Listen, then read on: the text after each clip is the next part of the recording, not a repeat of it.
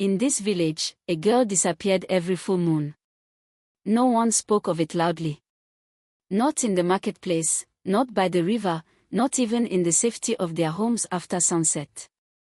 It was a quiet fear, one that lived in glances, in hurried footsteps, in doors bolted just a little earlier each month. The village of Nambala sat at the edge of a dense forest, where ancient trees twisted like they were listening. Elders said the forest was older than memory itself, and that it never forgot a promise.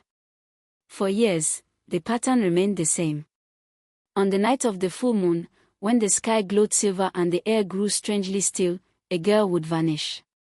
No screams. No struggle. Just gone. At first, they blamed wild animals. Then spirits. Then curses. Until Amina decided to find the truth. Amina was not like the others. Where fear made people hide, curiosity made her step forward. She had lost her older sister, Zuri, 3 full moons ago. No trace. No answers. Just silence. And she refused to accept that. So when the next full moon rose, round and bright like a watching eye, Amina did the unthinkable. She stayed outside. The village was eerily quiet. Doors shut. Fires dimmed. Even the wind seemed to hold its breath. Amina hid behind an old baobab tree, her heart pounding so loudly she feared it might give her away. Then, it happened. A soft humming filled the air. Not from the village. From the forest.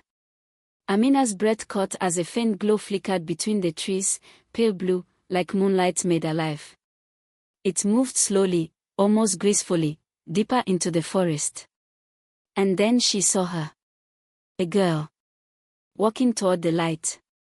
Her eyes were open, but empty, as if she were dreaming. Amina stepped forward. "Wait," she whispered sharply. The girl didn't respond. Something was pulling her. So Amina followed. Step by step, she entered the forbidden forest. The air grew colder. The humming grew louder. The glow burned brighter. Until they reached a clearing. Step by step, she entered the forbidden forest. The air grew colder. The humming grew louder. The glow burned brighter. Until they reached a clearing. At the center stood a massive stone, covered in ancient markings that shimmered under the moonlight. And around it were the missing girls. Dozens of them.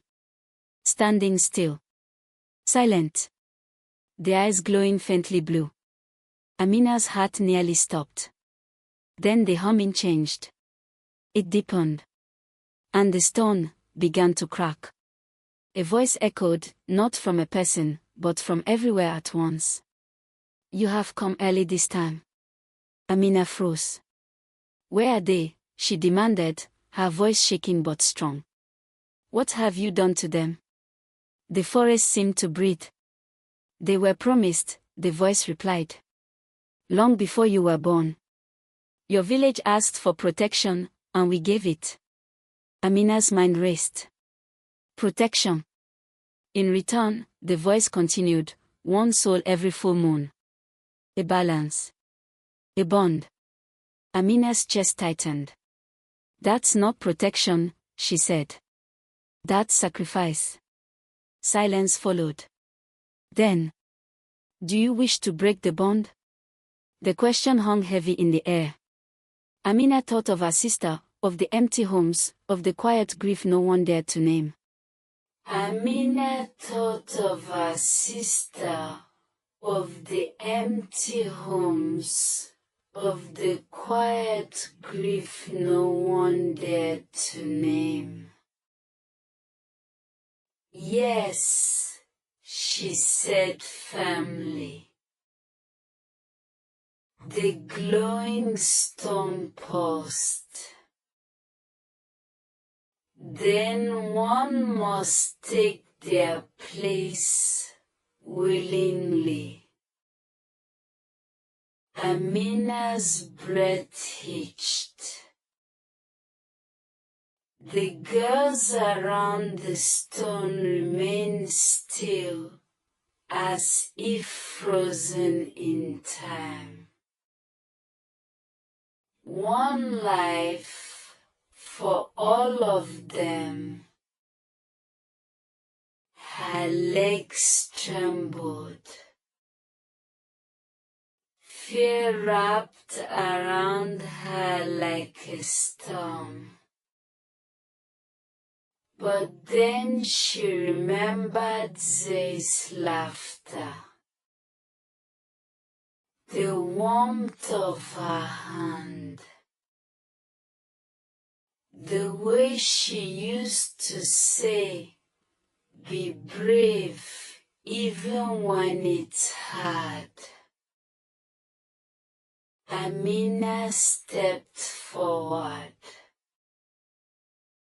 "I will."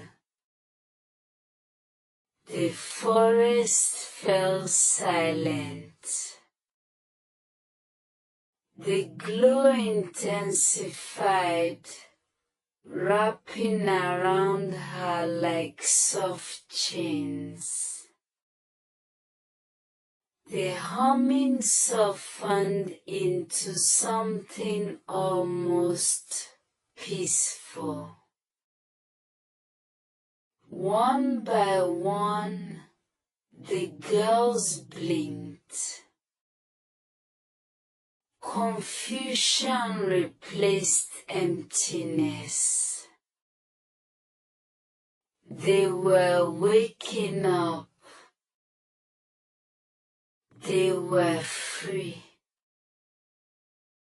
As Amina felt the light pull her closer to the stone, she smiled faintly.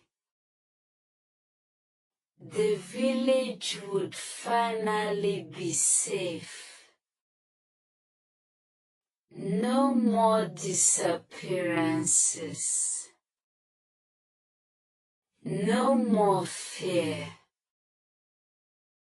And somewhere in the distance, as the full moon watched from above, the forest kept its promise.